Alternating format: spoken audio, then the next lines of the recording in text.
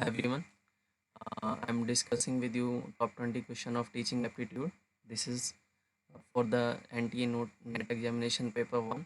The first question is when the learner is self-oriented, it is termed as pedagogical learning, andragogic learning, distance education learning, and on the above. So what is the correct answer for this question?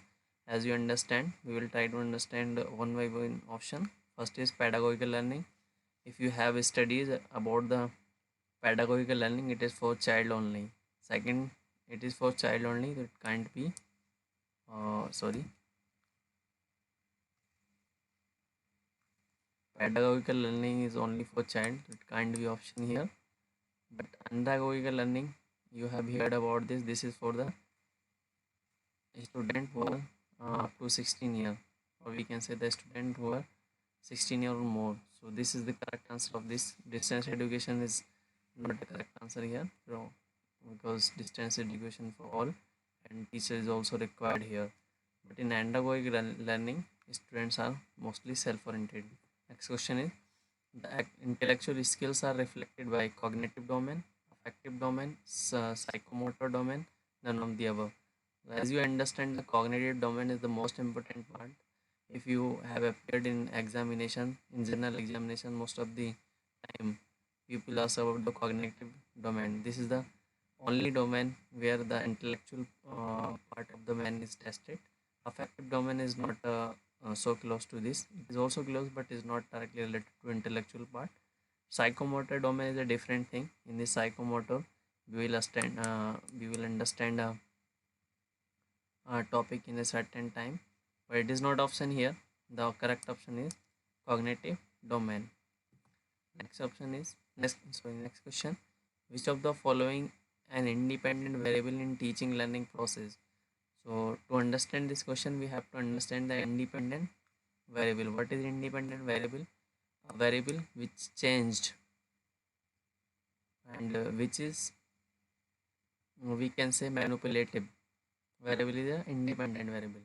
In teaching learning process, teacher is not manipulation is in such a manner that can't be considered as an independent variable.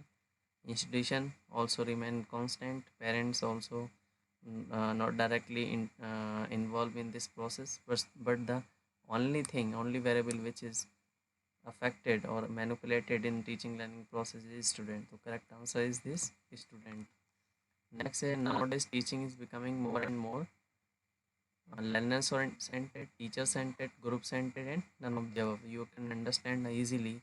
Then corona is also hitting the India and all the world.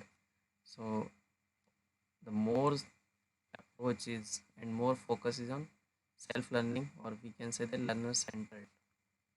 Okay, next question is a teacher will become an effective communicator if he uses instructional facilities, he helps student to get meaning out of what he teaches, he asks questions in between, he helps students get correct answer to the questions on the topic.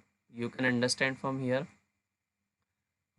Very common question is this, and the teacher is a good teacher who asks the question in between the class. All of the options which are given, they are also close, but this is the most effective way to interact the student and to encourage the student and to engage the student in the communication. Okay. Next is an effective teacher will ensure cooperation among his student, laissez-faire role, competition among students, competition or cooperation as the situation demand. So you can understand this question very easily, and the answer is also reflecting in this option. The only confusion is this here about this option, laissez-faire role. What is this laissez-faire role? We'll discuss later. The correct option for this question is now competition and cooperation as the situation demand. Next question is in which domain the following objective fall at the end of the lesson the learner should able to hit the ball using the head. So I uh, discuss this question when we try to understand the intellectual property. There the option was also given psychomotor domain. What is psychomotor domain? Psychomotor domain, we try to understand a phenomena or a skill in a certain time. Okay, so This type of domain is called a psychomotor domain, but not a cognitive and affective domain. So answer which is correct here, first option. Okay. Next question, question number 8. Planning or arranging the student's environment in order to predict the consequences of a student's behavior is referred to as. Uh, when we create an environment where we can try to understand the student behavior, so simply what we will do a stimulation and the stimulus process. This is called reinforcement. Is not here reinforcement. In reinforcement process, what we will do, we will work on the technique of reward and proceed. Okay, but this is not our option here. This is not a correct option here. The only correct option is stimulus. Shaping and prompting is not matching this question. National Council of Education Research and Training was established in 1962, 1961, 1964 and 1956. So in 1956 UGC was set up. In 1964 the, we can say, Kothari Commission came into existence, and it provides its report to government. But in 1961 the National Council of Education and Research and Training was established. This is the correct answer for this question.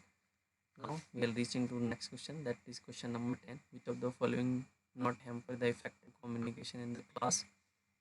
A precise statement, a lengthy statement, an ambiguous statement, a statement which allows the listener to his own conclusion.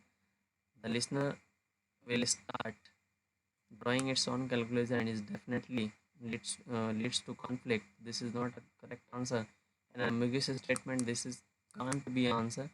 A lengthy statement is always boring. This can't be answered. But the only correct answer is a price statement. Okay. So this was the total 10th question. 10 question of we can say teaching aptitude. Remaining question we will discuss in later video. Thank you.